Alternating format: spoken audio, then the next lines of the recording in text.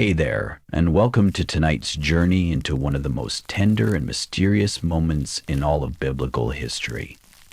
Before you settle in completely, take a moment to like this video if you're enjoying what we do here, and subscribe if you'd like more of these gentle explorations through ancient stories. It's always wonderful to know you're traveling with us through these timeless tales. Tonight, we're going to step into the quiet halls of an ancient temple where oil lamps flicker against stone walls and the scent of incense still lingers in the air. We'll meet a young boy named Samuel who lived in a time when hearing directly from God was rare, so rare that when it happened, even the wisest priest didn't recognize it at first. This is a story about childhood and calling, about the space between sleeping and waking, where the most important conversations sometimes happen.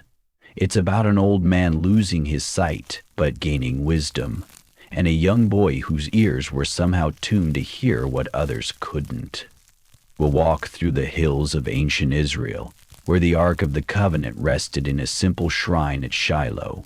We'll meet Hannah, a woman whose desperate prayer became a promise, and Eli, a priest whose own sons had forgotten what it meant to serve. And at the center of it all, we'll discover Samuel, a boy who fell asleep one night as a temple servant and woke up as a prophet. So dim the lights, maybe adjust that pillow one more time, and let's ease into this ancient night together. 'Cause sometimes the most extraordinary things happen in the quietest moments, when the world is still and our hearts are finally ready to listen. Long before Samuel ever heard God's voice echoing through the temple halls at night, long before he became the prophet who would anoint kings and reshape a nation, there was a woman named Hannah who walked the dusty paths of the hill country of Ephraim with tears in her eyes and a prayer on her lips. This is where our story truly begins, not in the grand moments of divine revelation, but in the quiet heartbreak of ordinary life. Hannah lived in a small town called Ramah, nestled among the rolling hills that stretched like green waves across central Israel. These weren't the dramatic peaks you might expect from biblical landscapes, just gentle rises and valleys, covered in olive groves and dotted with stone houses where families had lived for generations. The hill country of Ephraim was Hannah's world. Each morning she would wake to the sound of roosters crowing and the distant bleating of goats being led to pasture. The air would be crisp and clean, carrying the scent of wild herbs and the faint smoke from cooking fires already lit in neighboring homes. This was a place where everyone knew everyone, where your joys were celebrated by the whole village and your sorrows were impossible to hide. And Hannah had a sorrow that followed her everywhere she went.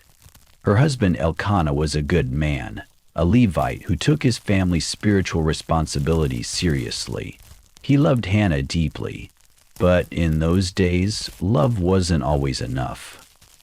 In a culture where a woman's worth was often measured by the children she bore, Hannah remained childless year after year. She watched as other women in Ramah carried babies on their hips, taught toddlers to walk, and braided their daughters' hair for market day. What made it even harder was that Elkanah had a second wife, Peninnah. This wasn't unusual. Men often took multiple wives, especially if the first couldn't have children. Peninnah had given Elkanah several sons and daughters, and she never let Hannah forget it. The house they all shared echoed with the sounds of Peninnah's children, their laughter, their questions, their little feet running across the stone floors. Hannah would listen to those sounds from her corner of the house and feel the familiar ache in her chest. It wasn't jealousy exactly, or maybe it was, mixed with grief and confusion, and the deep wondering that comes when life doesn't unfold the way you expected it to. Every year, Elkanah would pack up the family for the journey to Shiloh, where the tabernacle stood, and the priests offered sacrifices to the Lord. It was about a day's walk north through the hills, past terraced vineyards and ancient olive trees whose gnarled trunks spoke of centuries of growth and harvest. the whole family would make this pilgrimage. Elkanah walking ahead with the other men, Peninnah surrounded by her children, and Hannah walking with the other women, but somehow always alone. The hill country through which they traveled was beautiful in its simplicity. Stone walls marked property lines that had been settled generations before. Wild flowers bloomed along the paths in spring, red poppies and yellow-crowned daisies that would carpet entire hillsides. Shepherds led their flocks to new pastures, calling to their sheep in voices that carried across the valley. This was the world of the judges, a time when Israel had no king and every person did what seemed right in their own eyes. It was a period of spiritual uncertainty. Sometimes the people followed God faithfully, sometimes they wandered after other gods, and sometimes they simply forgot. The tabernacle at Shiloh was meant to be the center that held everything together, the place where heaven touched earth, and the Ark of the Covenant reminded the tribes that they belonged to something larger than themselves. But even in the tabernacle town, not everything was as it should be. The priests were supposed to be examples of faithfulness, but whispers followed them too. Still, families like Elkanah's made their annual pilgrimages because some traditions run deeper than disappointment. Because hope is stubborn and faith sometimes looks like showing up even when you don't understand. Anna walked these hills year after year, carrying her burden and her questions. She watched the seasons change, the almonds blooming white in early spring, the grain harvest turning the valleys golden in summer, the grape clusters heavy on the vines in autumn. Life was abundant everywhere she looked, except in her own womb. The other women would sometimes whisper about her as she passed. Not cruelly, necessarily, but with a kind of pity that somehow makes things worse. They would touch their own children's heads protectively, as if childlessness might be contagious. Hannah felt their stares and their sympathy, and both were almost unbearable. Yet she kept walking, through the hill country of Ephraim, past the landmarks that marked her people's history, toward the place where prayers were supposed to be heard. Because sometimes the only thing you can do is keep putting one foot in front of the other, trusting that the path will eventually lead somewhere, even when you can't see around the next bend. And little did Hannah know, as she made her way through those familiar hills once more, that this year's journey would be different. This year, her desperate prayer would set in motion events that would echo through generations, starting with a boy who would one day hear God's voice, calling his name in the darkness. The pilgrimage to Shiloh should have been a time of joy for Hannah, but each year it became something closer to torture. The journey itself was beautiful enough, walking through valleys where wildflowers bloomed and streams bubbled over smooth stones, but Hannah's heart grew heavier with each step that brought her closer to the place where families gathered to celebrate God's blessings. Because at Shiloh, surrounded by other families with their children laughing and playing, Hannah's childlessness felt like a wound that wouldn't heal. Peninnah seemed to sense this, and year after year she would find ways to make it worse. Not always with obvious cruelty, sometimes it was just the way she would call her children to her side when Hannah approached. Sometimes it was the comments that sounded like concern, but felt like knives. "Oh, Hannah," she might say with false sweetness, "you look tired. It must be so restful for you, not having little ones to chase around." Or she would ask Elkanah, loud enough for Hannah to hear, whether he thought the priest might know of some special offering that could help barren women. The word barren would hang in the air like incense smoke, bitter and inescapable. Elkanah loved Hannah, there was no question about that. When he saw her pain, he would try to comfort her with gifts and gentle words. "Hannah," he would say, "why do you weep? Why don't you eat? Why are you downhearted? Don't I mean more to you than 10 sons?" And his love was real, but it couldn't fill the empty place in Hannah's arms, or quiet the whispers that followed her through the camp. The tabernacle at Shiloh sat on a hill overlooking the temporary city that sprang up during festival times. Families pitched their tents in neat rows, smoke rising from hundreds of cooking fires, children running between the campsites with the easy freedom that comes from being somewhere special. The priests moved between the families, greeting pilgrims and accepting their offerings, portions of grain and wine and livestock that would be sacrificed on the great altar. When it came time for the sacrificial meal, Elkanah would divide the portions of meat among his family. He gave shares to Peninnah and all her sons and daughters, but to Hannah he always gave a double portion. It was his way of showing that she was still precious to him, still honored in their household. But the extra meat felt heavy in Hannah's hands, a reminder that love, however generous, couldn't give her what she wanted most. Year after year, this pattern repeated. The journey to Shiloh, Peninnah's calculated comments, the sacrificial meal where Hannah's double portion felt more like pity than privilege. And year after year, Hannah's grief grew deeper and more complex, mixed with anger she didn't know how to express, and questions she was afraid to ask out loud. Finally, one year, something broke open inside her. The meal was finished, the family was settling into their evening routines, and Hannah simply stood up and walked away. She didn't tell anyone where she was going. She didn't ask permission or make excuses. She just walked toward the tabernacle, toward the place where the presence of God was supposed to dwell, carrying her pain like an offering she didn't know how to give. The tabernacle area was quieter now in the evening light.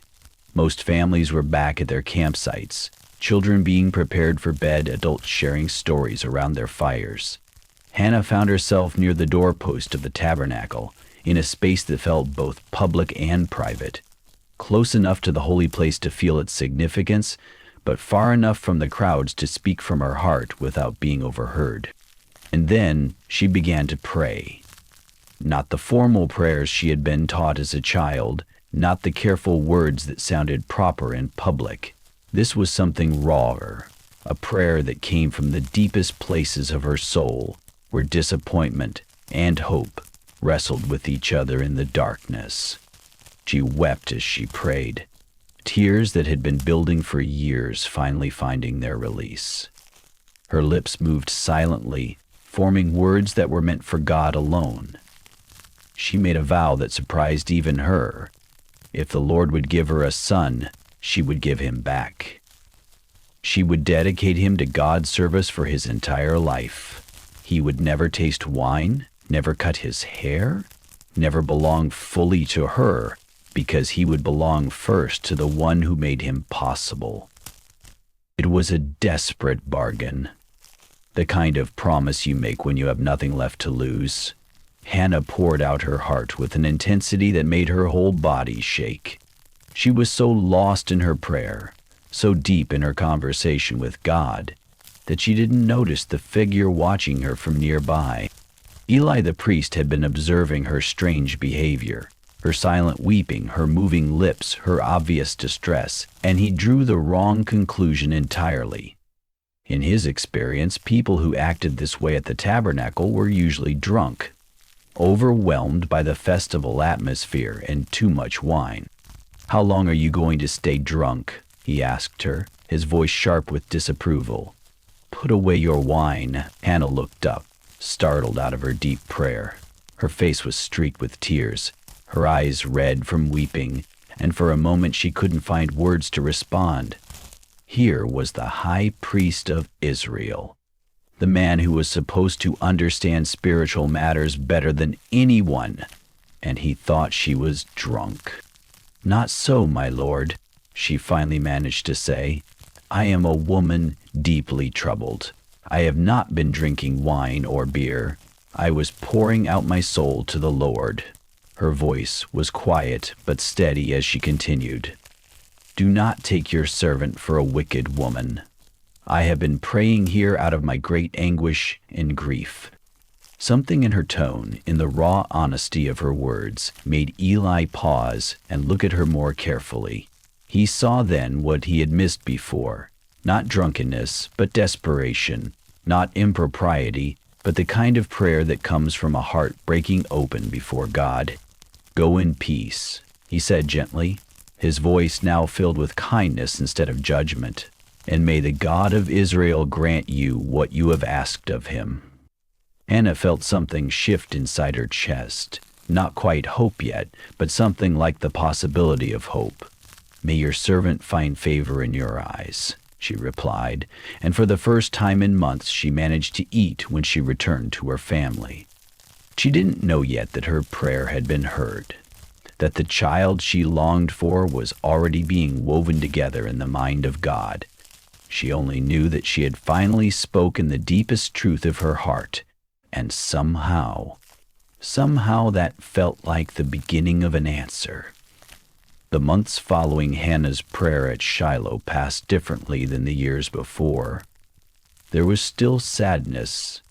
Grief doesn't disappear overnight, even when hope begins to grow. But something had changed in Hannah's heart. She had spoken her deepest pain aloud to God, and somehow that act of complete honesty had created space for something new. When Hannah realized she was pregnant, the joy was almost too much to bear. After years of empty arms and whispered disappointments, her body was finally doing what she had prayed for so desperately.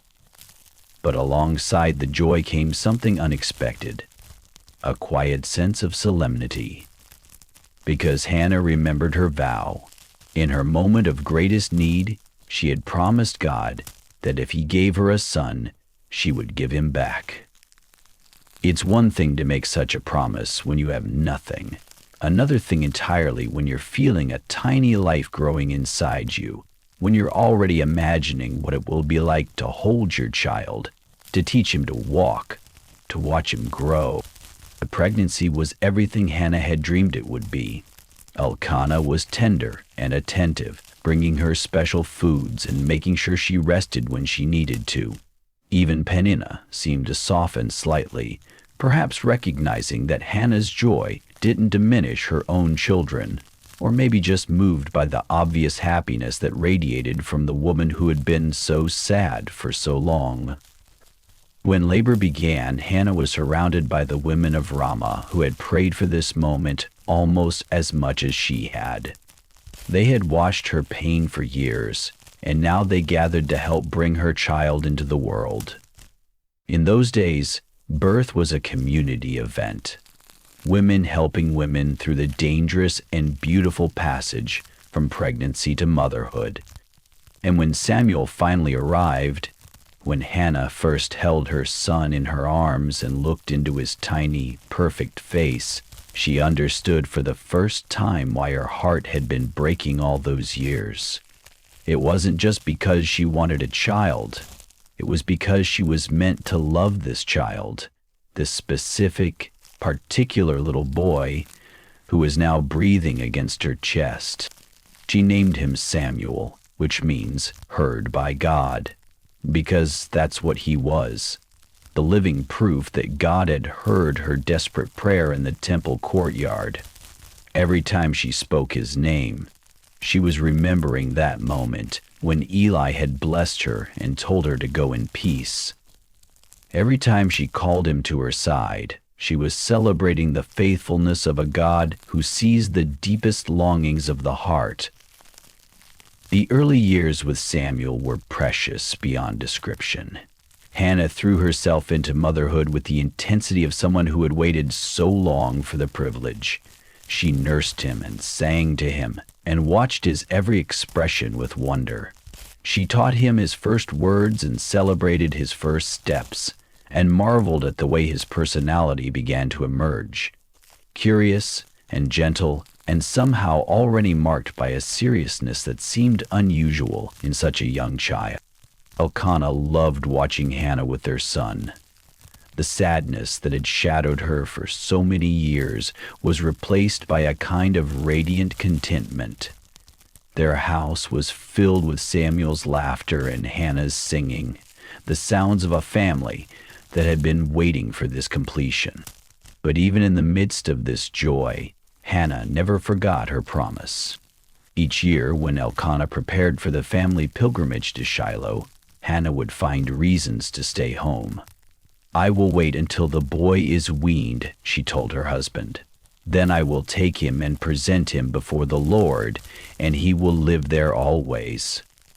Elkanah understood what she meant, and though it must have grieved him to think of losing the son he had also waited for, he supported Hannah's vow. During those years at home, Hannah poured herself into Samuel's upbringing with an intensity that was both joyful and heartbreaking. She was storing up memories, memorizing the sound of his laugh, the way he felt when she held him, the questions he asked about everything he saw. She was teaching him about God and about the special purpose for which he had been born, though he was too young to fully understand. Every year, Hannah made Samuel a new robe, a little coat that she would embroider with care and love.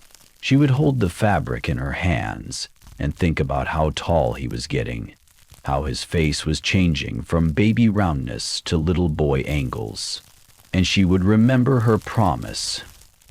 When Samuel was about 3 years old enough to be weaned but still so young that leaving him would feel like tearing away part of her own heart, Hannah knew the time had come. She packed carefully for what she knew would be the hardest journey of her life. Along with their usual provisions for the pilgrimage, she brought a 3-year-old bull, flour, and wine for the sacrifice. And she brought Samuel's new robe, the one he would wear when she left him at the temple. The journey to Shiloh felt both too long and too short. Hannah wanted to hold on to every moment with Samuel. His excitement at seeing new places, his chatter about the animals and people they passed, his sleepy weight against her shoulder when he napped. But she also wanted to get there quickly, before her courage failed her completely. When they reached Shiloh and presented their sacrifice to Eli, Hannah's voice was steady, even though her heart was breaking. "Pardon me, my lord," she said to the priest who had once mistaken her for a drunk woman. "As surely as you live, I am the woman who stood here beside you praying to the Lord. I prayed for this child, and the Lord has granted me what I asked of him. So now I give him to the Lord. For his whole life he will be given over to the Lord." She knelt down beside Samuel and helped him bow before the priest. Her little boy, who had been the answer to years of desperate prayer, who had filled her empty arms and healed her broken heart, she was giving him back to the God who had made him possible. It was the hardest thing she had ever done, and it was also, somehow, exactly right. Because Hannah had learned something in those years of longing and waiting and finally receiving. Samuel had never really belonged to her. He belonged to God, and she had simply been trusted with loving him and preparing him for the purpose he was born to fulfill. As she kissed him goodbye and walked away from the temple, leaving her heart behind in the form of a small boy in a new robe, Hannah was weeping. But she was also worshiping. Because sometimes the deepest love looks like letting go. The place where young Samuel would spend his childhood was unlike anywhere else in Israel. Shiloh wasn't grand like the temple Solomon would build in Jerusalem generations later. It wasn't made of cedar and gold with elaborate carvings and precious stones. The tabernacle at Shiloh was something simpler and perhaps more mysterious. A structure that carried the memory of the wilderness years, when God's people lived in tents and learned to find the sacred in temporary places. The tabernacle itself was a large tent, but not the kind of tent you might pitch for a camping trip. This was a structure made of fine linen and rich fabrics, blues and purples and scarlets that caught the light and seemed to glow from within.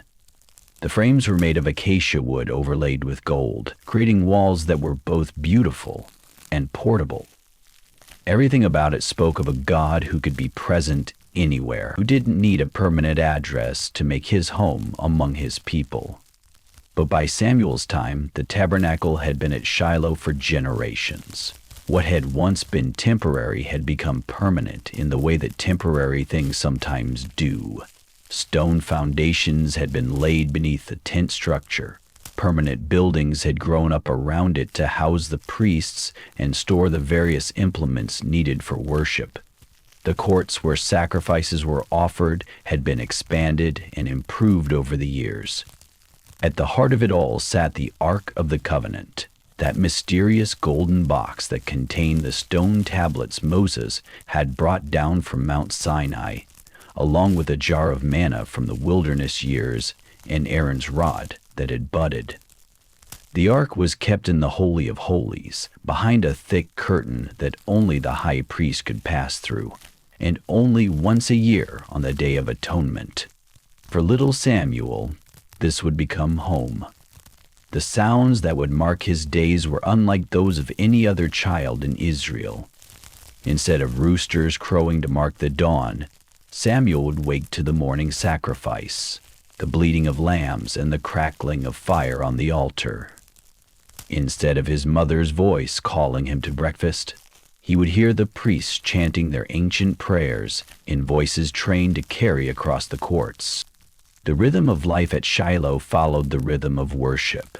There were daily sacrifices morning and evening, offerings of grain and wine and oil that filled the air with the scent of burning bread and incense.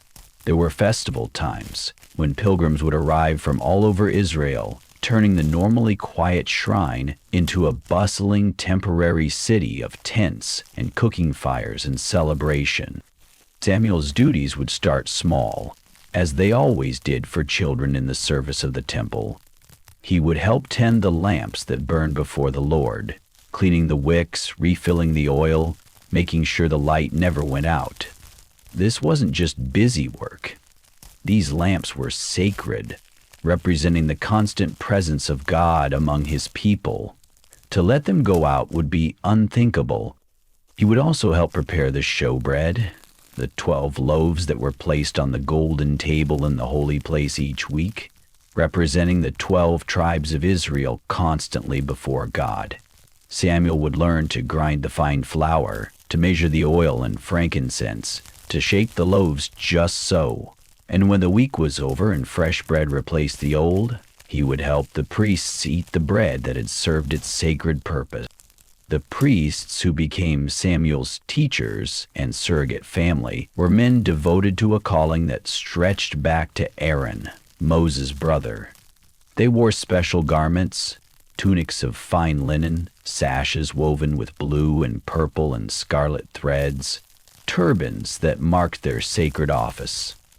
When they moved through the courts, performing their duties, they carried with them the weight of representing an entire nation before God. But they were also men, with families and concerns and personalities that had nothing to do with their priestly roles. Some were gentle teachers who delighted in explaining the significance of each ritual to a curious boy. Others were more serious, focused on getting the work done properly and efficiently. Samuel learned from all of them, not just the rituals and procedures, but how to live a life set apart for service. The physical space of Shiloh was designed to teach lessons about the nature of God. As you moved from the outer courts toward the center, everything became more sacred, more restricted, more holy. The bronze altar where animals were sacrificed stood in the outer court where anyone could see. The bronze basin where priests washed their hands and feet was closer to the tabernacle proper. The golden altar of incense was inside the holy place, and beyond that, behind the curtain, was the presence of God himself. Samuel would spend his days moving through these spaces, learning their geography and their meaning. He would sweep the courts and polish the bronze implements. He would help arrange the wood for the altar fires and carry water for the ceremonial washings. He would watch and listen and slowly absorb the truth that every detail mattered, that worship was both a privilege and a responsibility. In the evenings, when the day's sacrifices were finished and the pilgrims had returned to their tents, the tabernacle area would grow quiet. This was when Samuel felt most keenly the mystery of the place where he lived. The lamplight would flicker against the fabric walls of the holy place, creating shadows that seemed to dance with secrets. The night air would carry the lingering scent of incense and sacrifice, mixing the earthly and the sacred in a way that made even ordinary breathing feel like prayer. It was in these quiet hours that Samuel would sometimes pause in his duties and simply listen. Listen to the sounds of the camp settling down for the night, to the distant conversations of the priests in their quarters, to the ever-present murmur of the wind through the tent walls. And sometimes, though he didn't yet understand what he was hearing, he would sense something else. A presence. A weight. A voice just beyond the edge of hearing, as if someone was calling his name from very far away. This was the world that shaped Samuel, a world where the sacred and the ordinary lived side by side, where a young boy could grow up in the very presence of God and learn that holiness was not distant and frightening, but intimate and immediate. It was here, among the lamps and the sacrifices and the ancient rhythms of worship, that Samuel's ears were being tuned to hear what others could not. Eli had been serving at the tabernacle for so long that most people couldn't remember a time when he wasn't there. His hair had gone white, his back had begun to curve with age, and his eyes were growing dim in ways that went deeper than simple, failing sight. He had seen Israel through seasons of faithfulness and rebellion, through times when the courts of Shiloh were crowded with sincere worshipers, and times when dust gathered on the altar. When Hannah first brought young Samuel to the temple, Eli was well into his years as high priest, carrying the weight of spiritual leadership for an entire nation. To stand between God and the people, to ensure that the sacrifices were offered properly, to interpret the law and settle disputes, Eli had been faithful in these duties for decades, earning the respect of pilgrims who'd traveled from across Israel to seek his counsel. But if Eli was honest with himself, his greatest heartbreak wasn't the spiritual coldness he sometimes saw in the nation. It was much closer to home. His own sons, Hophni and Phinehas, had grown up in the shadow of the tabernacle, surrounded by sacred things, trained from childhood in the ways of worship. They should have been his legacy, priest sons who would carry on the family calling with honor and integrity. Instead, they had become his deepest shame. Hophni and Phinehas were priests by birth and training, but they had forgotten that being a priest meant serving God first and themselves last. They used their positions for personal gain, taking more than their rightful portion from the sacrifices, treating the offerings of sincere worshipers as their private treasure chest. Worse still, they corrupted the sacred space with behavior that belonged nowhere near the house of God. Eli knew. Of course he knew. The reports came to him regularly. Concerned pilgrims who had witnessed his son's behavior, fellow priests who were embarrassed by what they saw, travelers who carried the stories back to their home villages. Each report felt like a stone added to a growing weight in Eli's chest. But what do you do when the people breaking your heart are your own children? Eli had tried speaking to them, gentle corrections at first, then stronger words when the gentle ones failed. "Why do you do such things?" he had asked them. "The report I hear spreading among the Lord's people is not good." But his words seemed to bounce off them like rain off a rock. Hophni and Phinehas had grown comfortable in their positions, confident that their priestly status protected them from real consequences. They listened to their father's rebukes with polite attention, then went right back to their corrupt practices. The truth was, and this was the part that kept Eli awake some nights, he wasn't sure he had the strength to do what justice demanded. To remove his own sons from their priestly duties would mean admitting publicly that his family had failed, that he had failed as both a priest and a father. So, Eli found himself in that terrible position that comes to many leaders, knowing what should be done, but struggling to find the courage to do it. And into this complicated household came Samuel, the answer to another woman's desperate prayer, now placed into the care of a man wrestling with prayers of his own. Eli looked at this small boy with his serious eyes and careful attention to detail, and felt something he hadn't experienced in years: hope. Here was a child who seemed naturally drawn to the sacred things, who listened when spoken to, who moved through the temple courts with respect rather than entitlement. Taking care of Samuel gave Eli a chance to be the kind of spiritual father he had hoped to be with his own sons. He taught the boy the proper way to trim the lamp wicks, explained the significance of each sacrifice, shared the stories behind the ancient customs. Samuel absorbed it all with an eagerness that reminded Eli why he had fallen in love with priestly service in the first place. In the evenings, when the day's duties were finished, Eli would sometimes find Samuel sitting quietly near the entrance to the holy place, just listening. There was something about the boy's attentiveness that touched the old priest's heart. Samuel seemed to understand instinctively what Hophni and Phinehas had never grasped, that they were servants in the house of the living God. Watch and learn, Eli would tell Samuel, demonstrating the proper way to approach the altar or arrange the showbread. Everything we do here matters, and Samuel would nod with that seriousness that seemed too old for his young face, as if he already understood that he was being prepared for something important. As the months and years passed, Eli began to see Samuel less as Hannah's child on loan to the temple, and more as the son of his heart, the boy who might carry on the priestly traditions with the integrity that his own flesh and blood had abandoned.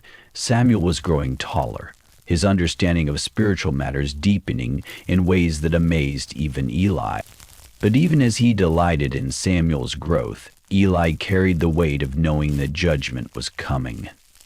The corruption of his sons couldn't continue forever without consequences. Sometimes, in the quiet hours of the night, Eli would sense a storm approaching, not in the weather, but in the spiritual realm. Change was coming to Israel, and it would likely sweep away much that had seemed permanent. A prophet had already come with a word of warning, a man of God who spoke directly to Eli about the judgment that would fall on his house because he had honored his sons above God. The message was clear and terrible. His family's line of priesthood would be cut off. His sons would die on the same day, and God would raise up a faithful priest to replace them. Eli had received this word with the same quiet acceptance that marked most of his responses to difficult things. He was old, he was tired, and he had long known that his son's behavior would eventually bring consequences. But knowing something is coming and living with its approach are different things entirely. Still, he taught Samuel with love and hope, preparing him for a future that might be very different from the present. Because even if judgment was coming for Eli's house, God's purposes would continue. And perhaps this earnest boy who listened so carefully would be part of whatever came next. In Samuel, Eli saw not just the child Hannah had dedicated to God, but possibly the faithful priest the prophet had promised, the one who would serve with integrity when Eli's own family was gone. Samuel's childhood at the tabernacle was unlike any other boy's in Israel. While children in villages like Ramah woke to the sounds of their mothers grinding grain and their fathers preparing for work in the fields, Samuel opened his eyes each morning to the gentle glow of oil lamps that had burned through the night, lamps that he was learning to tend with careful, reverent hands. His bed was a simple mat near the entrance to the holy place, close enough to the sacred area that he could respond quickly if Eli needed him, but positioned so that he never forgot the boundary between the common and the holy. The first thing Samuel learned at Shiloh was that some spaces were meant to be approached with preparation and respect. The rhythm of Samuel's days followed the ancient patterns of worship. Before dawn, while most of Israel still slept, Samuel would rise to help prepare for the morning sacrifice. He learned to check the wood supply for the altar, to ensure the fire had not gone out during the night, to assist the priests as they selected the perfect lamb for the daily offering. These weren't just chores, they were acts of worship, and Eli made sure Samuel understood the difference. "When you tend these lamps," the old priest would say, "you're keeping the light of God's presence burning before his people." Samuel absorbed these lessons with the seriousness of a child who somehow sensed he was being prepared for something important. The lamp tending became Samuel's special responsibility. 7 golden lamps burned continuously in the holy place, and it was Samuel's job to trim the wicks each morning and evening, to refill the oil, to clean the golden stands until they gleamed. The work required patience and attention to detail, skills that came naturally to a boy who had learned early that everything in God's house mattered. Sometimes Samuel would pause in his work and simply listen to the sounds around him. The low murmur of priests discussing the day's duties, the distant bleating of sheep in the pens, the rustle of wind through the curtains. But underneath all these familiar sounds, Samuel sometimes heard something else, a quality of silence that seemed to pulse with life, as if the air itself was holding its breath. The most special times in Samuel's routine were the moments when he was allowed to help with the showbread. 12 loaves were placed on the golden table in the holy place each week, representing the 12 tribes of Israel perpetually before God. Samuel learned to measure the fine flour precisely, to add just the right amount of oil and frankincense, to shape each loaf with care. During the festival seasons, Shiloh would transform into a bustling city as families from across Israel arrived for the appointed celebrations. Samuel loved these times, the excitement of seeing the camp spread out across the hills, the sounds of children playing between the tents, the aroma of hundreds of cooking fires mingling with the smoke from the altar. It was during these festivals that Samuel most keenly felt the absence of his own family.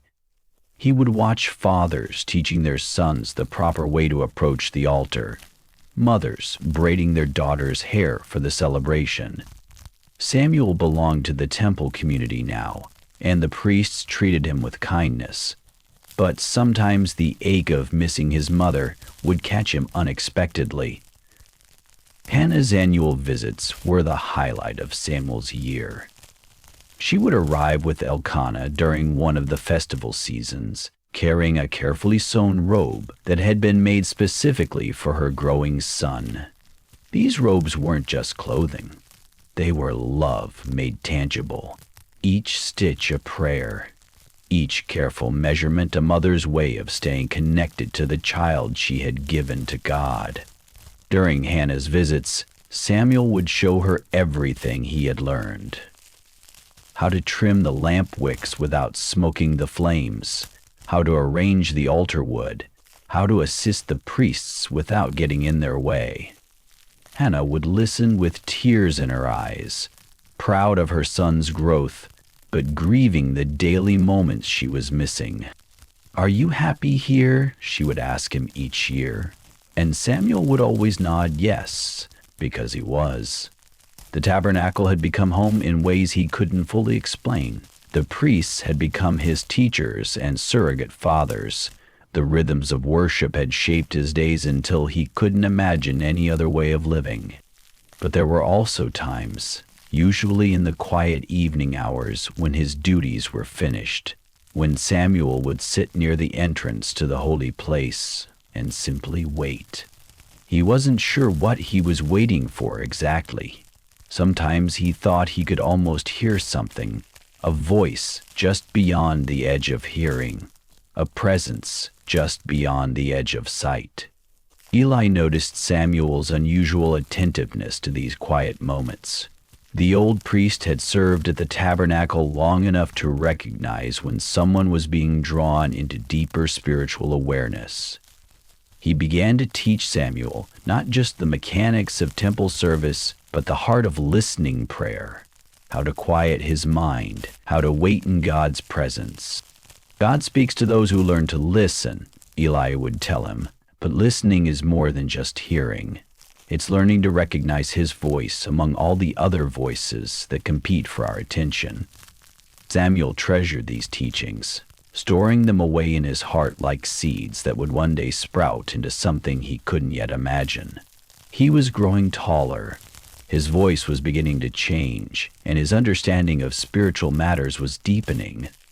But more than that, his capacity for hearing was expanding, as if his ears were being tuned to pick up frequencies that others missed. And in the quiet hours of the night, as Samuel lay on his mat near the holy place, something was stirring in the spiritual realm, something that would soon call his name and change not just his life, but the course of Israel's history. There's a line in the biblical account of Samuel's childhood that captures something haunting about the era he was growing up in. In those days, the word of the Lord was rare. There were not many visions. It's a simple statement, but it describes a spiritual drought that had settled over Israel like dust after a long summer without rain. To understand how extraordinary Samuel's calling would be, you have to understand how quiet God had become, or perhaps how deaf his people had grown to his voice. This wasn't the time of Moses, when the mountain shook and the voice of the Almighty gave the law in thunder and lightning. This wasn't the era of Joshua, when God's presence was so tangible that rivers stopped flowing and walls fell down at the sound of trumpets. This was the time of the Judges, a period that stretched across several centuries, when Israel lived without a king, without a central government, without the kind of strong spiritual leadership that kept the nation focused on their covenant with God. It was a time when, as the book of Judges puts it, everyone did what was right in their own eyes. The result was a kind of spiritual chaos. One generation would follow God faithfully, experiencing his blessing and protection, but then that generation would die, and their children, having heard the stories but not experienced the reality, would drift toward the gods of their neighbors. The Canaanites worshipped Baal and Asherah, fertility deities, who promised good harvests and many children. These gods seemed more immediate, more accessible than the God of Abraham, Isaac, and Jacob. When crisis came, and it always came in the form of oppression by neighboring peoples or natural disasters, the Israelites would cry out to God for help. He would raise up a judge, a deliverer, who would lead them back to faithfulness and freedom. But then, inevitably, the cycle would repeat. Faithfulness, prosperity, complacency, idolatry, oppression, desperation, deliverance, over and over again. By the time Samuel was growing up at Shiloh, this cycle had been repeating for generations. The people had grown accustomed to God's silence during the dark periods. They had learned to expect that divine communication would be rare, dramatic, and usually connected to times of crisis. Prophets were uncommon. Visions were exceptional. Most of the time, people relied on the priests to maintain the rituals and the elders to remember the old stories. At the tabernacle, Eli and the other priests faithfully maintained the sacrificial system that God had established through Moses. The morning and evening offerings continued. The festivals were observed. The Day of Atonement was celebrated each year with its elaborate ceremonies of confession and cleansing. But even here, at the center of Israel's spiritual life, there was a sense of routine rather than revelation. The priests could offer sacrifices, but they couldn't make God speak. They could burn incense and tend the lamps and arrange the showbread, but they couldn't summon visions or guarantee that prayers would be answered in dramatic ways. They were custodians of a system that had been given by revelation but was now maintained by memory and tradition. This spiritual dryness affected more than just the formal religious life of the nation. In a culture where God was expected to be silent most of the time, people learned to make decisions without consulting him. They solved problems using human wisdom and strength. They formed alliances based on political calculations rather than seeking divine guidance. The gap between the sacred and the ordinary grew wider and wider. Young Samuel was growing up in this environment of spiritual drought, but somehow he seemed naturally attuned to something his elders had stopped expecting. While others had grown comfortable with God's silence, Samuel maintained the kind of expectant attention that suggests he was hearing whispers others had learned to ignore. Eli noticed this quality in the boy, this way Samuel had of pausing in his work, as if he was listening for something. During the long stretches of routine temple service, when days blended into weeks with nothing but the familiar sounds of sacrifice and ritual, Samuel would sometimes tilt his head slightly, as if he had caught an echo of something important. The old priest found this both encouraging and troubling. Encouraging because it suggested that perhaps the spiritual drought might be ending, that God might be preparing to speak again through a new generation. Troubling because Eli knew that when God broke long silences, it was usually to announce significant changes. And change, even good change, often came with a price. The other priests at Shiloh had grown comfortable with the predictable rhythms of their service. They knew how to maintain the system, how to handle the pilgrims who came for the festivals, how to settle disputes and offer counsel based on the law they had memorized. But none of them expected to receive new revelation. None of them woke up wondering if this might be the day God would speak directly to them. Samuel was different. Even as a child, he seemed to carry within himself the expectation that God was not permanently silent, just temporarily quiet. He moved through his duties with the attentiveness of someone who believed he might be called upon at any moment to hear something important. He listened not just with his ears, but with his heart, the way people listen when they're waiting for news that could change everything.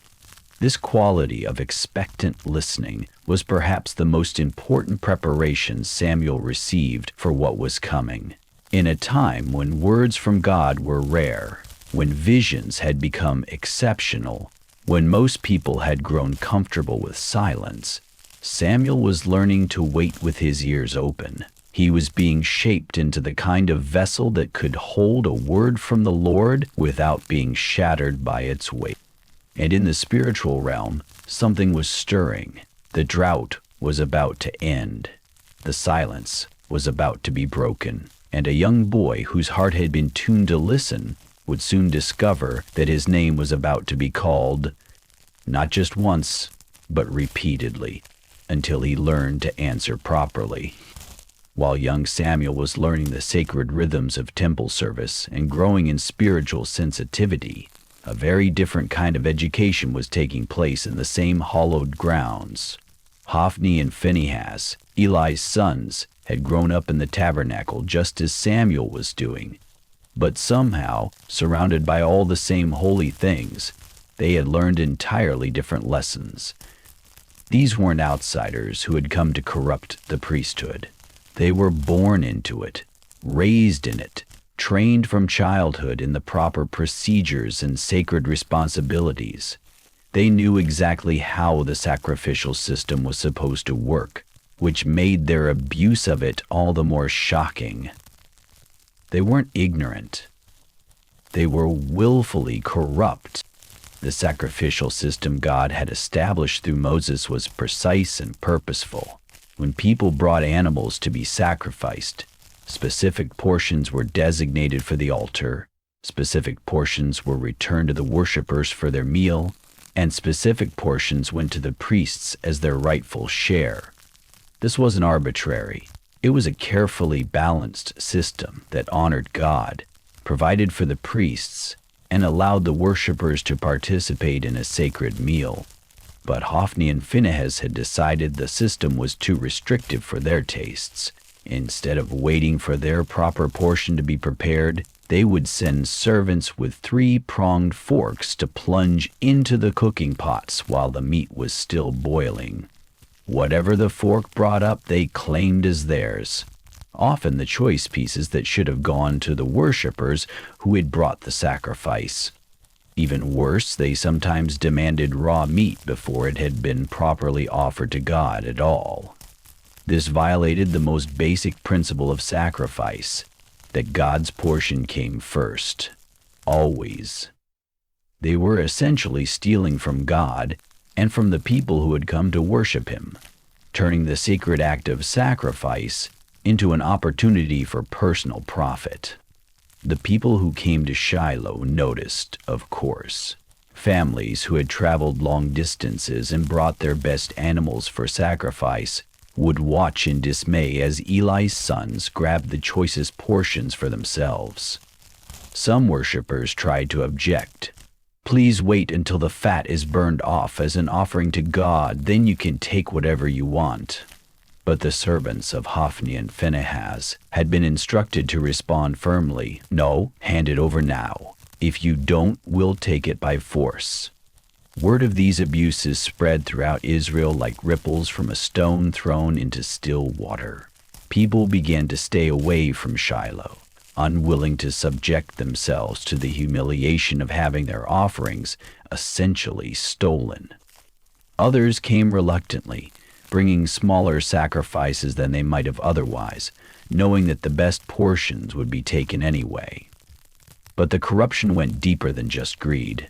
Hophni and Phinehas had also begun treating the women who served at the entrance to the tent of meeting as if they were there for their personal pleasure, rather than as dedicated servants of God. These women had roles in the temple worship, helping with preparations, maintaining certain areas, assisting with the needs of female pilgrims. Their service was supposed to be honored and protected.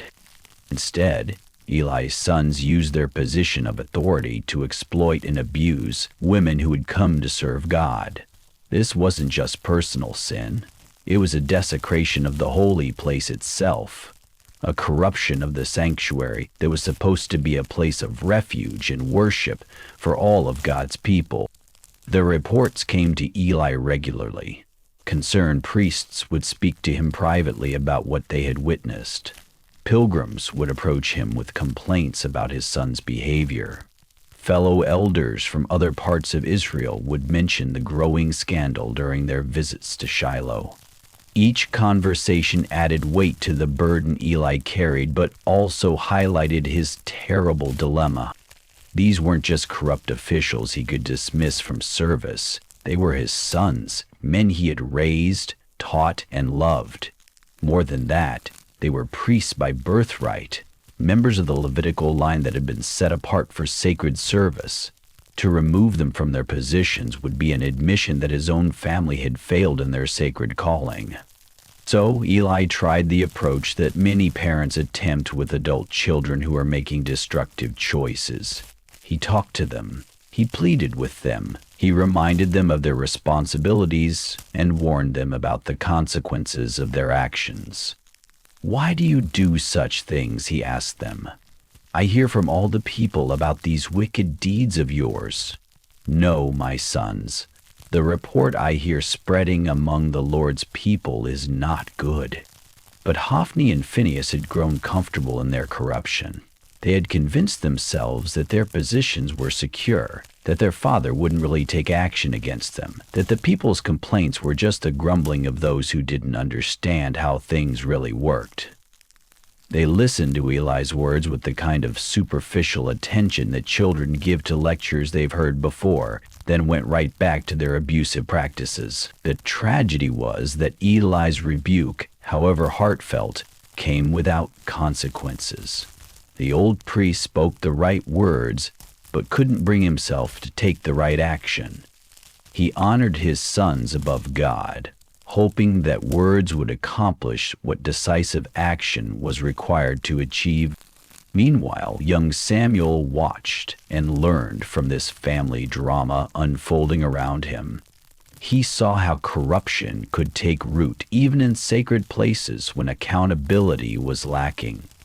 He observed the pain in Eli's eyes as reports of his son's behavior continued to arrive. He witnessed the way sin, left unchecked, spread like an infection through the very heart of Israel's worship. And perhaps most importantly, Samuel was learning that position and privilege meant nothing without integrity. That being chosen for sacred service was a responsibility to be guarded, not an opportunity to be exploited. The contrast between Eli's faithful service and his son's corruption was shaping Samuel's understanding of what it truly meant to serve God with a whole heart. The judgment that was coming would be terrible and swift, but for now, the corruption continued, and the reputation of Shiloh, the place where God's presence was supposed to dwell among his people, grew darker with each passing day. It was a night like many others at Shiloh, or so it seemed. The evening sacrifice had been offered, the pilgrims had settled into their camp scattered across the hills, and the tabernacle area had grown quiet, except for the gentle sounds that marked the end of another day. The cooking fires outside the tent were burning low, their orange light flickering against the fabric walls of the holy place, where the lamp of God still burned steadily. Samuel had finished his duties for the day. The wicks had been trimmed, the oil replenished, the altar area swept clean of ash and debris. Everything was in order for the night, prepared for another cycle of worship that would begin again with the dawn. The rhythm of his life at the tabernacle had become so familiar that he could perform most of his tasks without thinking about them, his hands knowing exactly how to adjust a lamp wick, his feet finding their way through the sacred spaces even in dim light. Eli had retired to his usual sleeping place, a chamber near the tabernacle, where he could rest but still be available if needed during the night. The old priest's eyesight had grown so dim that he moved carefully, even in familiar surroundings, feeling his way along walls and relying on memory to guide his steps. At his age, after so many years of faithful service, he had earned the right to sleep deeply and trust that the younger priests and Samuel could handle any small needs that might arise.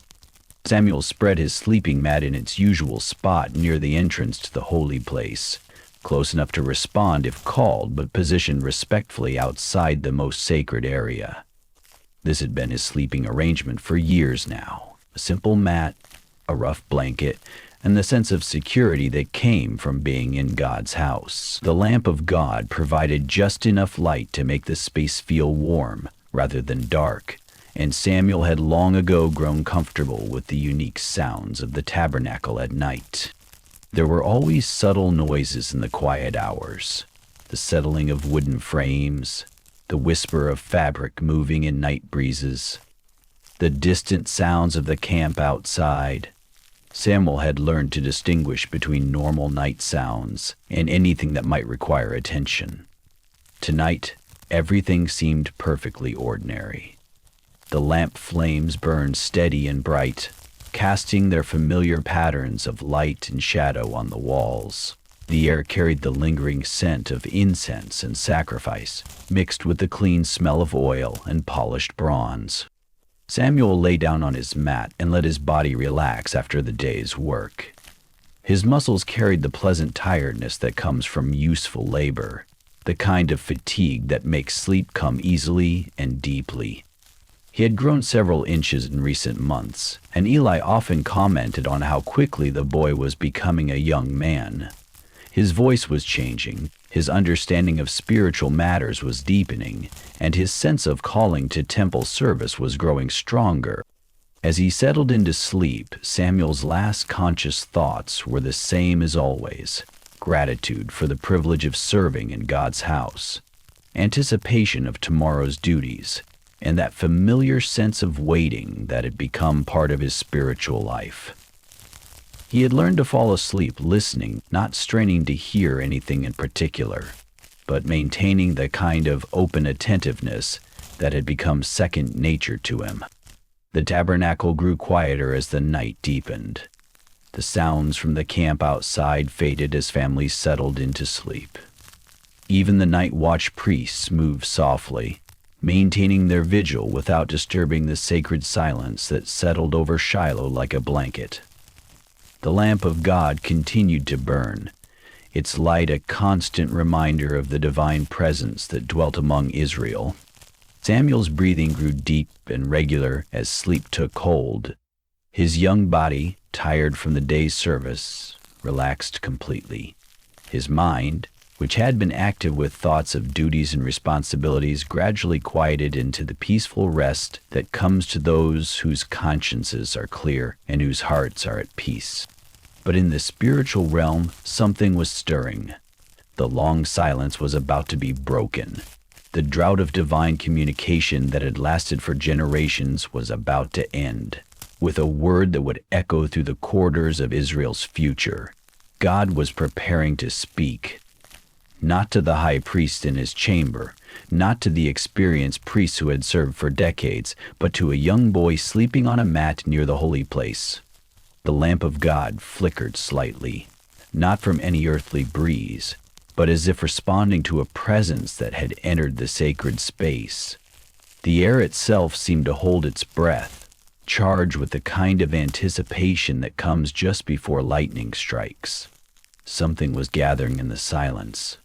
A voice that had been quiet for so long that most people had forgotten what it sounded like. And Samuel slept on, unaware that his life was about to change forever, that he was about to become the bridge between an era of silence and an era of divine communication, between the old order and the new.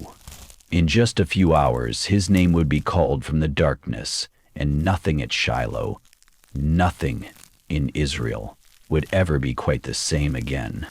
The night everything changed was beginning with the peaceful sleep of a boy who had learned to listen, and was about to discover that listening was only the first step in learning to hear the voice of God. Samuel. The voice cut through the silence of the night like a silver blade through dark fabric. Clear, unmistakable, urgent. Someone was calling his name. Samuel's eyes opened immediately, his body responding before his mind had fully processed what he'd heard. Years of temple service had trained him to wake quickly when needed, to be alert and ready to respond to any emergency that might arise in God's house. He lay still for a moment, listening. The tabernacle was quiet except for the usual night sounds, the gentle flutter of fabric in the breeze, the soft crackling of the eternal flames. But someone had definitely called his name. Who else could it be but Eli? The old priest must need something, perhaps help getting to his feet, or assistance with some duty that couldn't wait until morning. Samuel pushed aside his blanket and rose from his mat, his bare feet silent on the stone floor, as he made his way through the familiar darkness toward Eli's chamber. The lamp of God provided just enough light to guide his steps, casting long shadows that danced ahead of him as he moved. His heart was alert, but not alarmed. This wasn't the first time Eli had called for him during the night, though it didn't happen often. "Here I am," Samuel said softly as he approached the old priest's sleeping area. "You called me." But Eli's response was puzzled, tinged with the confusion of someone pulled from deep sleep. "I did not call. Go back and lie down." The old priest's voice was thick with sleep, and it was clear that whatever Samuel thought he had heard, it hadn't come from Eli's lips. Samuel stood there for a moment, uncertain. He had heard his name called. There was no doubt about that. The voice had been clear and distinct, urgent enough to wake him from sound sleep. But if Eli hadn't called him, who had?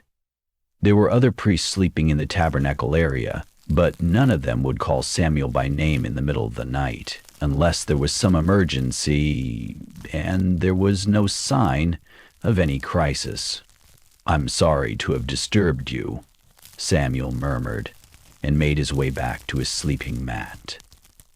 Perhaps he had been dreaming, though the voice had seemed so real, so immediate. He settled back onto his mat and pulled his blanket around him, trying to recapture the peaceful sleep that had been interrupted. But just as his breathing was beginning to deepen again, just as the edges of sleep were starting to blur his consciousness, "Samuel," again. The same voice, just as clear and urgent as before. This time Samuel sat up immediately, fully awake and alert. Someone was definitely calling him, someone who knew his name and needed his attention. It had to be Eli. Perhaps the old priest had forgotten calling him the first time, or perhaps there was some confusion about what he needed. Samuel rose again and made his way back to Eli's chamber, his steps a little quicker this time. There was something unsettling about being called twice in one night.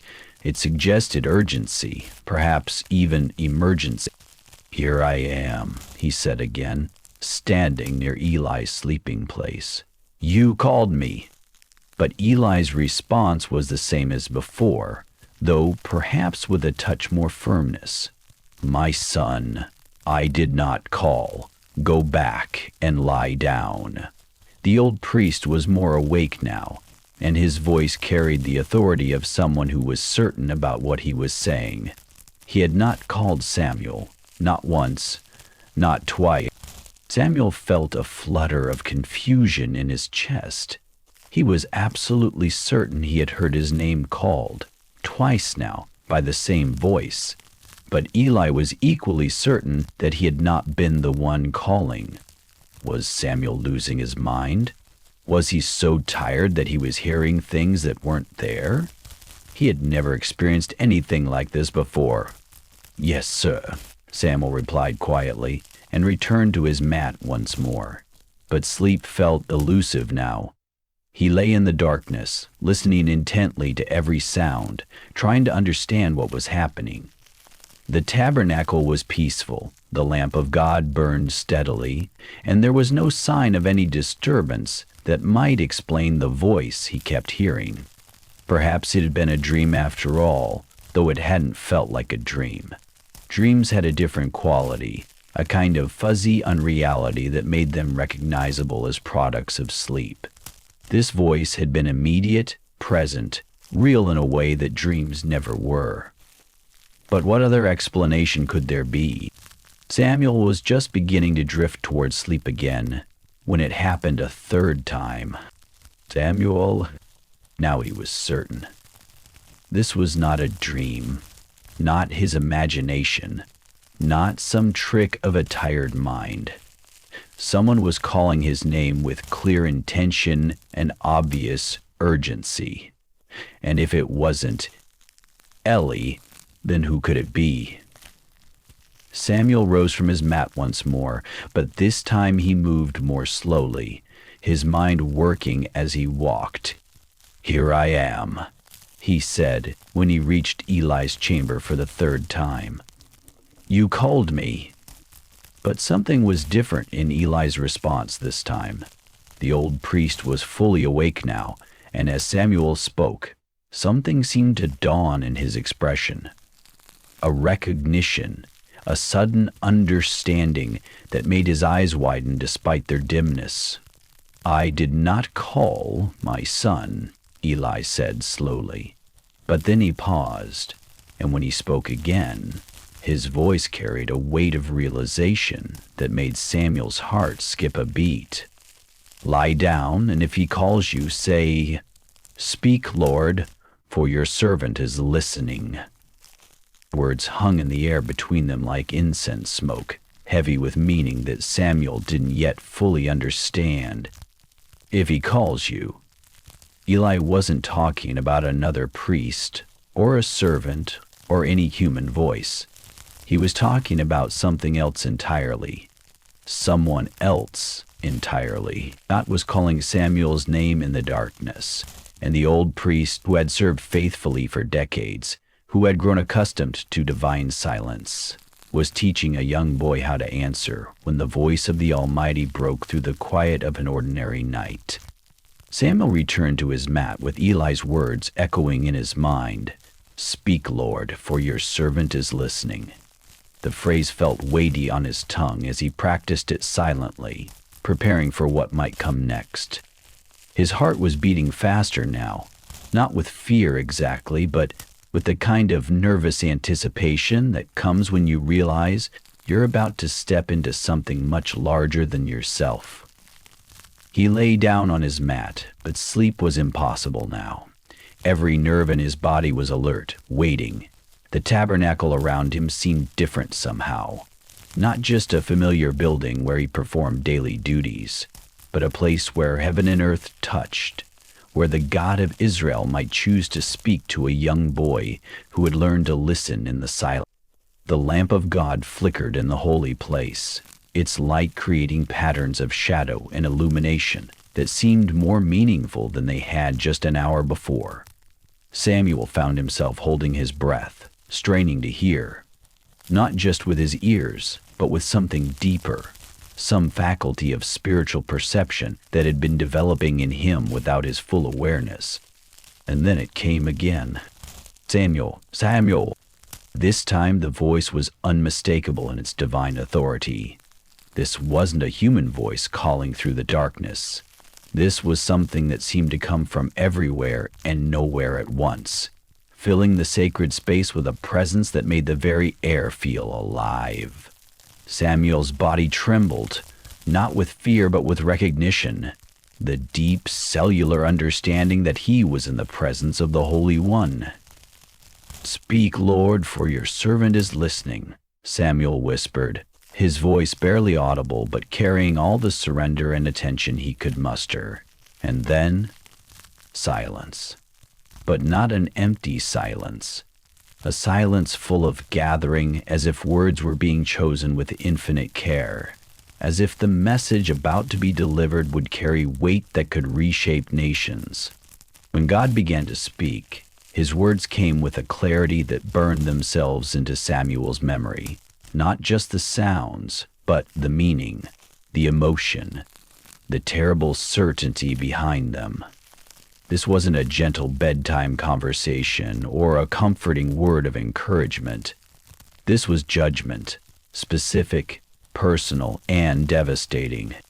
"See, I am about to do something in Israel that will make the ears of everyone who hears about it tingle," the voice said, and Samuel could feel the gravity of those words settling into his chest like stones. "At that time I will carry out against Eli everything I spoke against his family, from beginning to end. For I told him that I would judge his family forever because of the sin he knew about. His sons blasphemed God, and he failed to restrain them. Therefore I swore to the house of Eli, the guilt of Eli's house will never be atoned for by sacrifice or offering." The words kept coming, each one clear and terrible, describing judgment that would fall on the man who had become like a father to Samuel. Eli's sons would die on the same day. The priestly line that had served at Shiloh for generations would be cut off. The corruption that had festered in God's house would be purged, but at a cost that would echo through Israel's history. Samuel lay there absorbing every word, his young mind trying to process the magnitude of what he was hearing. This wasn't just information. This was a divine decree, spoken directly to him, making him a witness to God's justice. But why him? Why was a boy who had grown to love Eli being chosen to receive a message of judgment against the old priest's family? When the voice finished speaking, the silence that followed felt different from the waiting silence that had preceded it. This was the silence of completion, the quiet that comes after important words have been spoken and cannot be taken back. Samuel remained motionless on his mat, his mind racing as he tried to understand what had just happened to him. God had spoken to him, Samuel, the boy who trimmed lamps and swept temple floors, not to Eli, who had served faithfully for decades, not to the other priests who had formal training and official positions, to a child who had been given to God's service by a desperate mother's prayer. The responsibility of it felt overwhelming, but even more overwhelming was the content of the message. How could he tell Eli that God had pronounced judgment on his family? How could he look into the old priest's kind eyes and deliver words that would break his heart? Eli had been nothing but good to Samuel, teaching him, caring for him, treating him like the son he wished his own boys had been. And now Samuel was supposed to repay that kindness by becoming the messenger of divine punishment? The rest of the night passed without sleep. Samuel lay on his mat staring up into the darkness, wrestling with questions that had no easy answers. Part of him hoped that morning would reveal the whole experience to have been an elaborate dream, that he would wake up and return to his normal duties without having to carry this terrible knowledge. But deep in his heart he knew better. The voice he had heard was too real, too authoritative, too precisely detailed to be a product of his own imagination. God had spoken, and the words could not be unheard or ignored. Samuel was now carrying divine revelation, and the weight of it felt almost too heavy for his young shoulders to bear. As the first hints of dawn began to light in the eastern sky, Samuel remained awake, dreading the moment when Eli would rise and expect to hear about the night's unusual events. Because how do you tell someone you love that God has pronounced judgment on everything they hold dear? How do you become the bearer of news that will shatter a faithful man's world? The message was clear, the divine command unmistakable. But Samuel had never faced anything harder than the prospect of delivering words that would break the heart of the man who had become his spiritual father. Dawn came slowly to Shiloh, as it always did. First a faint lightening of the darkness in the east, then gradual illumination that revealed the familiar outlines of the tabernacle and the camps scattered across the surrounding hills. But for Samuel, this morning felt different from all the mornings that had come before. He carried within himself words that could not be unheard, a message that would change everything once it was spoken. He had finally dozed fitfully in the hour before dawn, but his rest was filled with troubled dreams that mixed the voice he had heard with images of Eli's kind face and the comfortable routines of temple life that were about to be shattered. When the sounds of the morning sacrifice preparation began, the movement of priests, the bleating of the selected lamb, the scraping of ash being cleaned from the altar, Samuel woke with a start, his heart immediately heavy with the memory of what had happened in the night. For a moment, he allowed himself to hope that perhaps he could simply return to his normal duties without saying anything. Perhaps he could trim the lamps and arrange the showbread and assist with the sacrifices as if nothing had changed. Perhaps the terrible words he had heard could remain unspoken, locked away in his heart where they couldn't hurt anyone. But even as these thoughts crossed his mind, Samuel knew they were impossible. You don't receive a word from God and then pretend it never happened.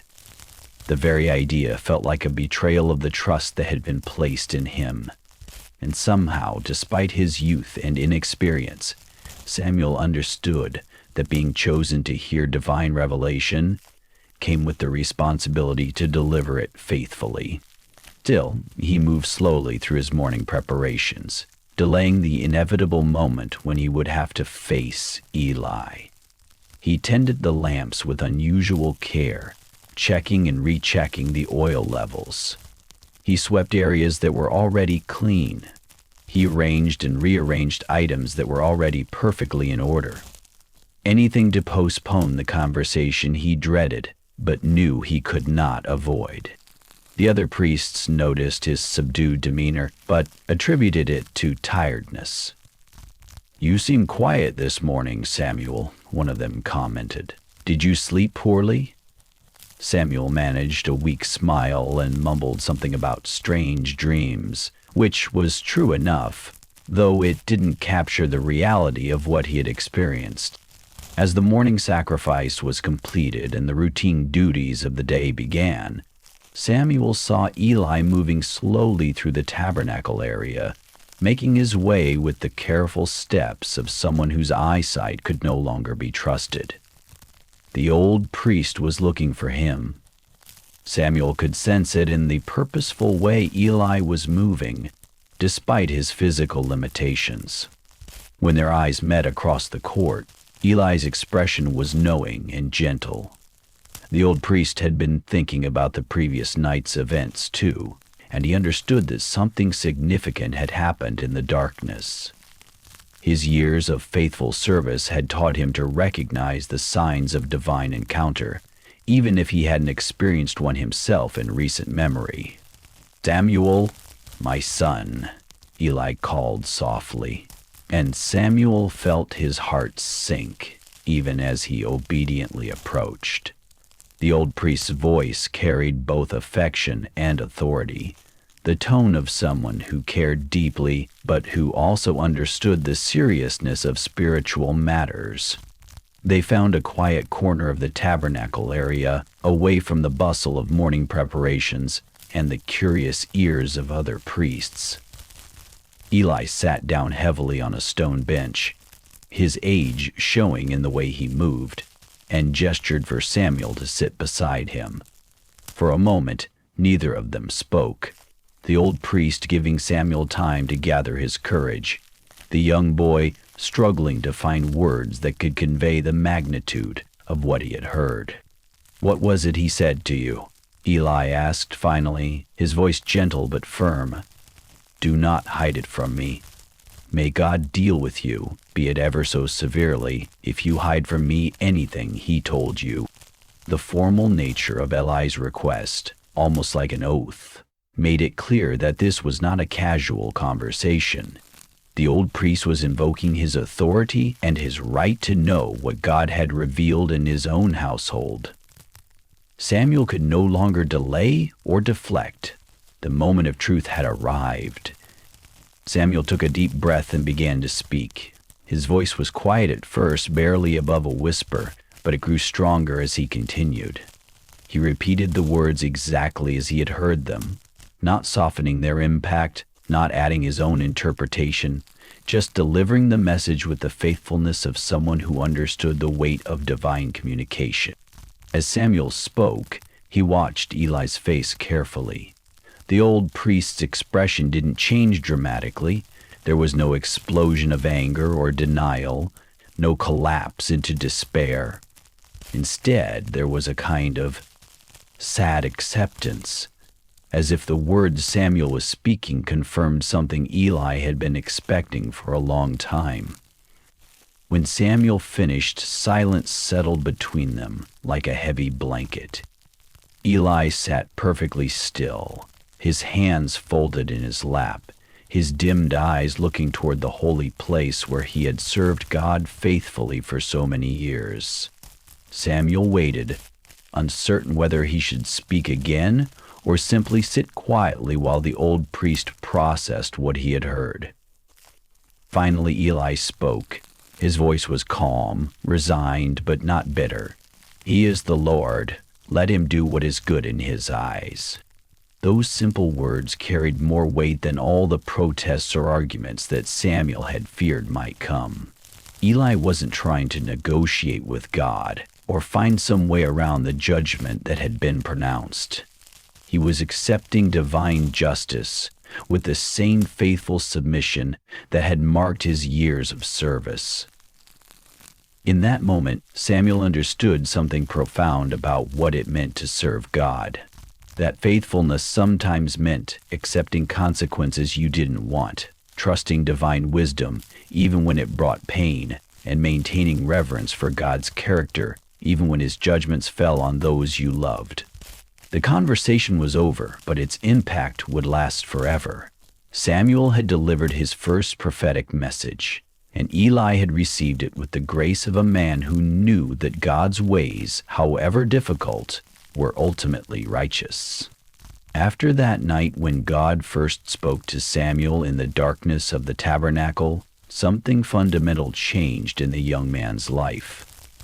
Word of his divine encounter couldn't be contained within the walls of Shiloh, not because Samuel boasted about it or sought attention, but because authentic encounters with God have a way of making themselves known. There was something different about Samuel now, a gravity in his demeanor, a depth in his eyes that hadn't been there before. The change was subtle at first. Other priests at the tabernacle began to notice that when Samuel spoke about spiritual matters, his words carried unusual weight. It wasn't just that he had memorized the proper procedures or learned the traditional interpretations. There was something in his voice that suggested he was drawing from a deeper well of understanding than formal education could provide. Pilgrims who came to Shiloh started seeking Samuel out for counsel, even though he was still technically just a temple servant. Perhaps it was the way he listened, with complete attention, as if every word mattered. Perhaps it was the wisdom of his responses, which often surprised people with their insight despite his youth. Or perhaps it was simply that people sensed he had heard from God directly, and they hoped that some of that divine communication might flow through him to address their own needs. Samuel's reputation began to spread beyond Shiloh through the networks that connected Israel's scattered tribes. Travelers carried stories of the young man at the tabernacle who spoke with authority beyond his years. Elders from distant villages began making special trips to hear what Samuel might have to say about their local disputes or spiritual concerns.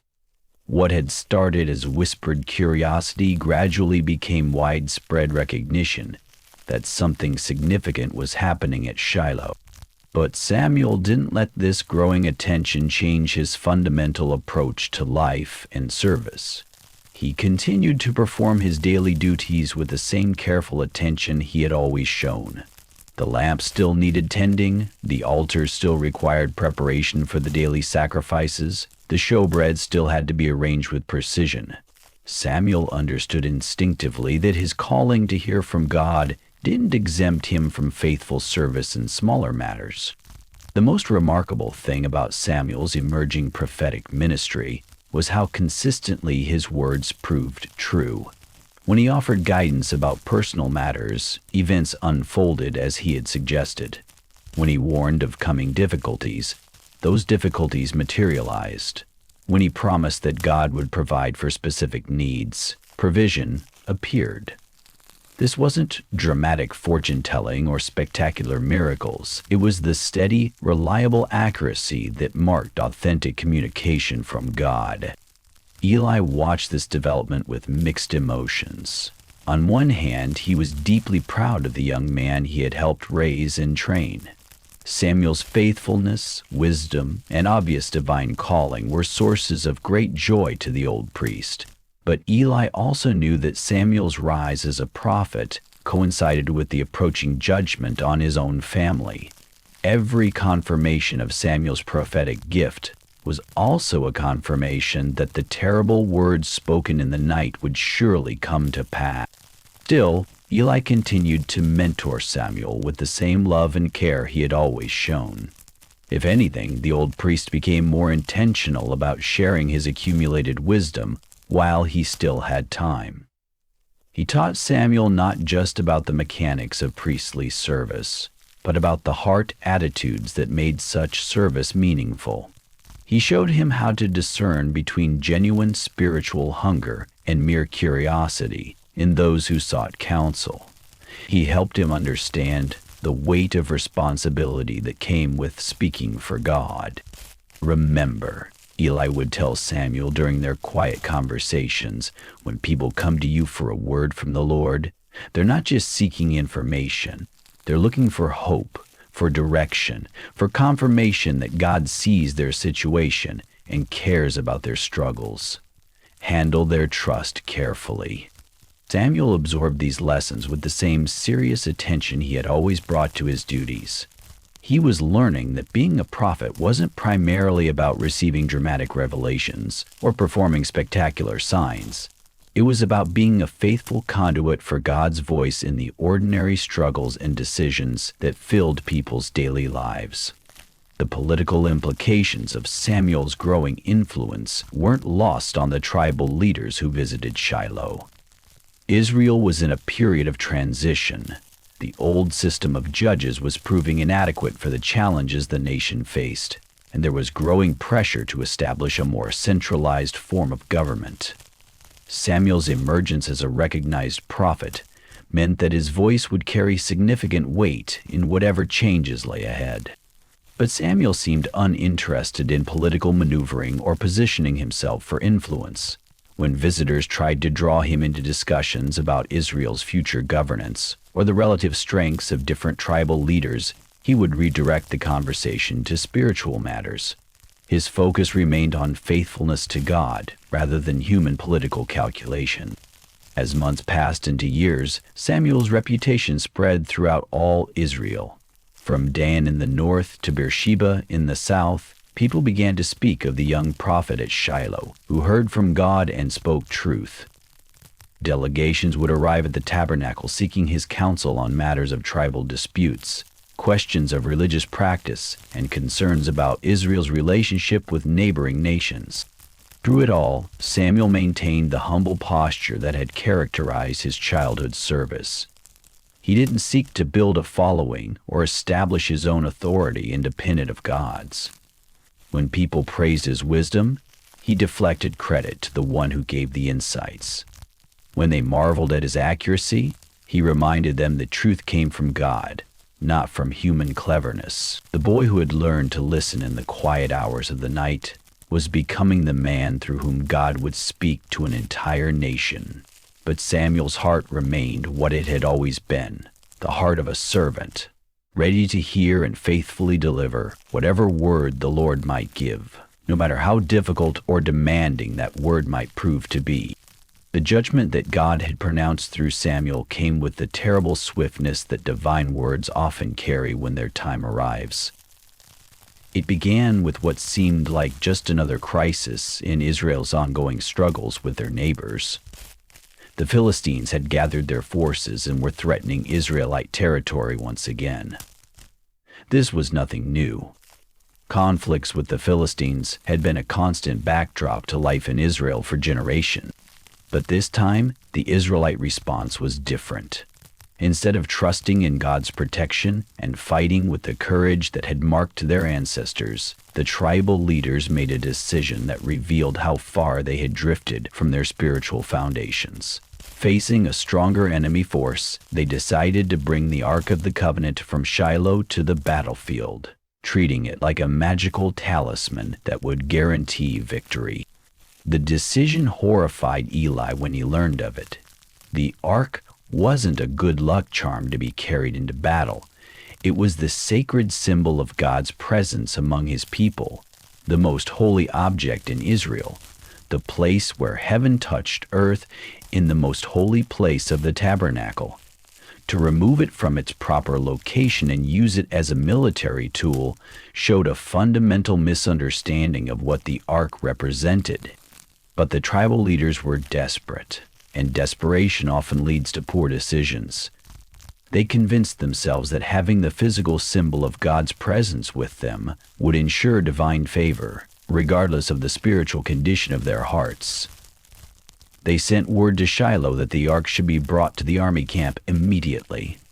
Hophni and Phinehas, Eli's corrupt sons, were the ones chosen to accompany the ark to the battlefield. Perhaps they volunteered, seeing an opportunity for glory. Perhaps they were assigned because of their priestly status. Either way, their presence with the most sacred object in Israel was a tragic irony.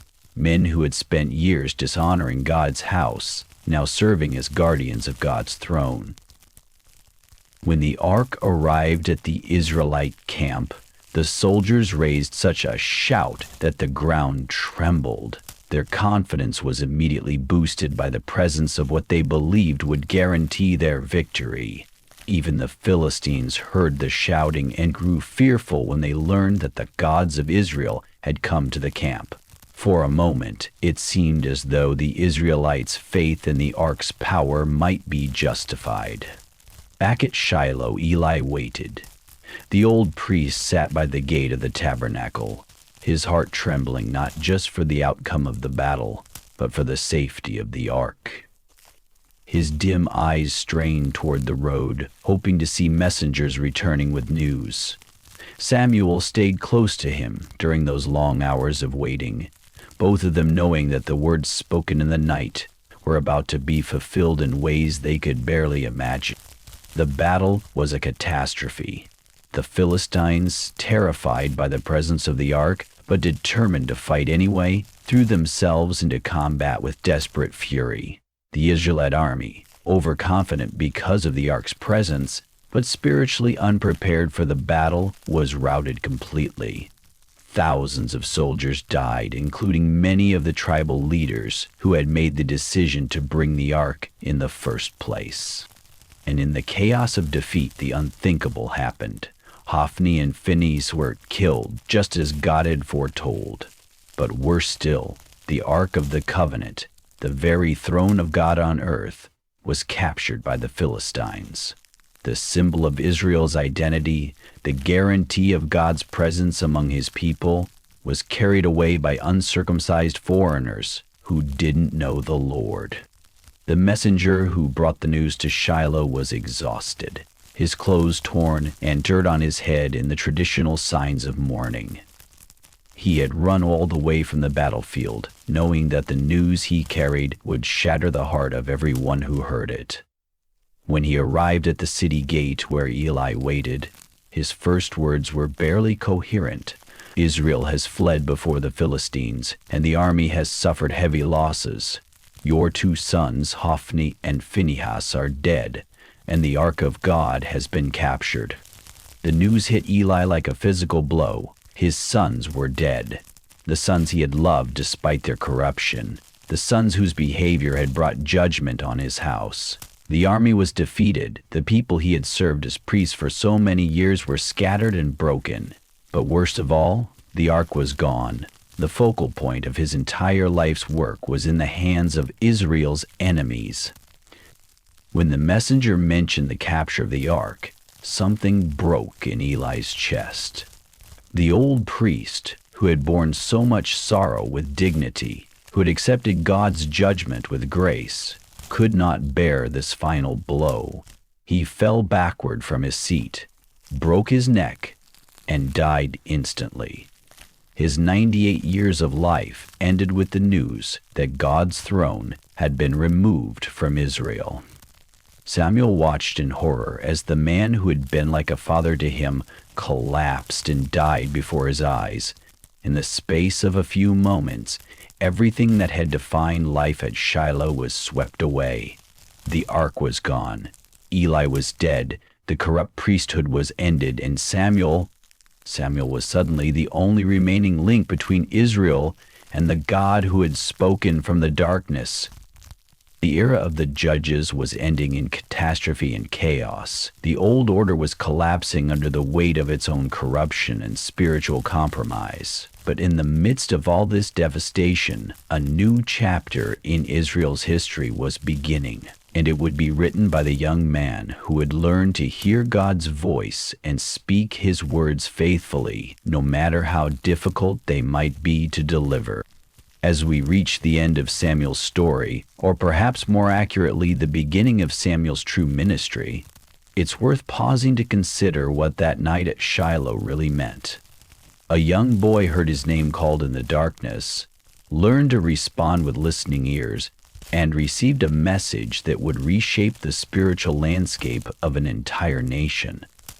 But the significance goes far deeper than just one prophetic encounter. Samuel's story teaches us something profound about how God chooses to communicate with his people. He didn't speak to the high priest, despite Eli's decades of faithful service. He didn't choose the educated scribes or the powerful tribal leaders or the experienced warriors. He called to a child, someone whose heart was still soft enough to hear, whose ears hadn't been dulled by years of religious routine, whose spirit remained open to the impossible. There's something beautifully appropriate about God speaking in the night hours, in the quiet moments when the day's activities have settled and the soul is most receptive. Samuel's calling reminds us that divine communication often comes not in the midst of noise and busyness, but in the spaces of silence where we have learned to wait and listen. The boy who had spent years learning to tend lamps in the darkness was prepared to receive light in a different form entirely. The fact that Samuel initially mistook God's voice for Eli's call reveals something important about spiritual discernment. Learning to recognize divine communication is a skill that develops over time. Even Samuel, who would become one of Israel's greatest prophets, needed guidance to understand what was happening to him.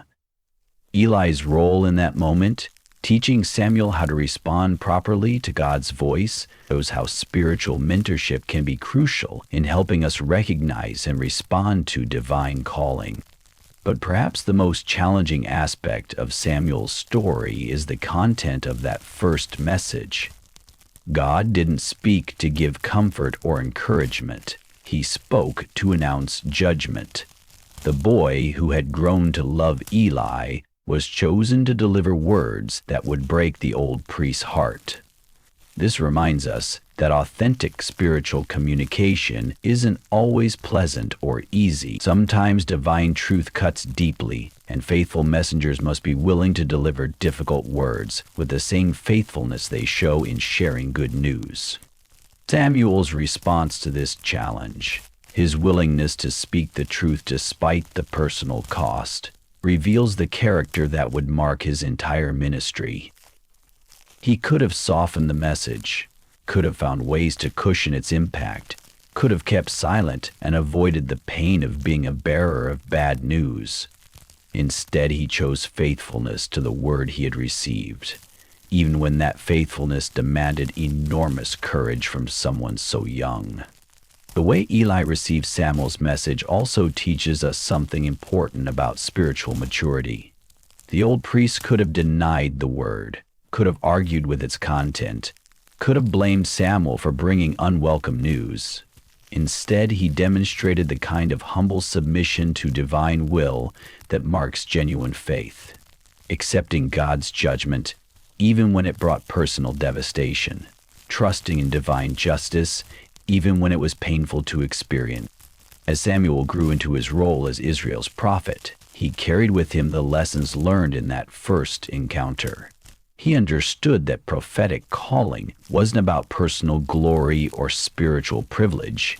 It was about faithful communication of divine truth, regardless of how that truth might be received.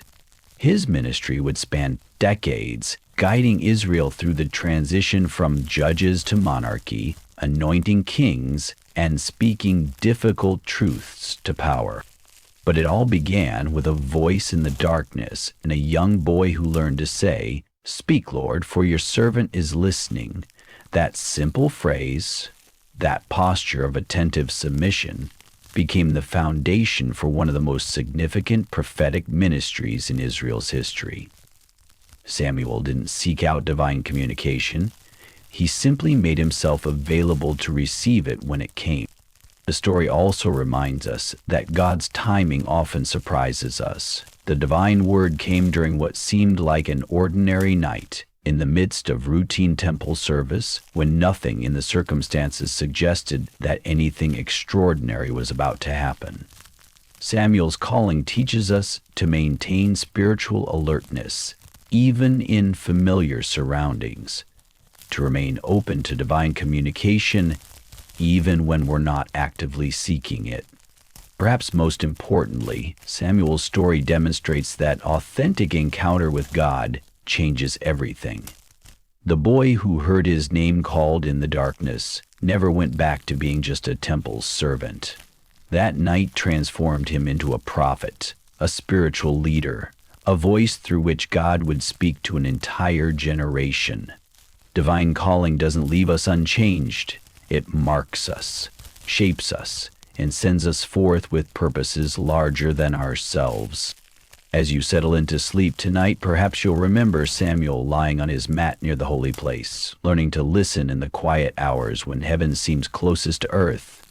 Perhaps you'll consider what it might mean to maintain that same posture of attentive waiting, not straining to hear something dramatic, but simply remaining open to whatever word God might choose to speak. Because the God who called Samuel's name in the darkness of an ancient tabernacle is the same God who still speaks today, sometimes in whispers, sometimes in silence, sometimes in the ordinary moments when we least expect divine communication. And the heart that learns to listen, the spirit that remains open and responsive, may discover that even now, even here, even in the quiet of this night, someone is calling our name and waiting for us to answer. Speak, Lord, for your servant is listening. The voice that changed everything is still speaking. The question is whether we've learned, like Samuel, to hear it.